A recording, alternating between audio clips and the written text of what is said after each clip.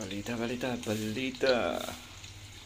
Ito na yung parte ng mga Pinoy na talagang hindi na maaalis.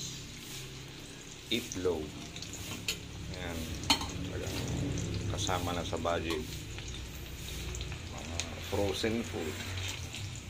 Ayan, mga basic. Mantika. Talagang hindi mo na maiwasan na yung bibilin. Asin. Ayan. Mantika.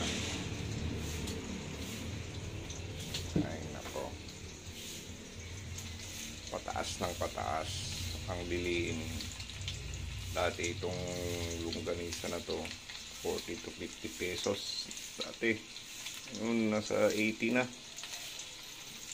Kaya bilangin mo kung ilang kayong kakain. Huwag mong iluluto lahat. Itlog wala na, puro tumaas na. Dati nasa 4 pesos, ngayon wala na. Pinakamababang presyo ng itlog 8 pesos. Okay, kabuhay ang bagong mundo ngayon.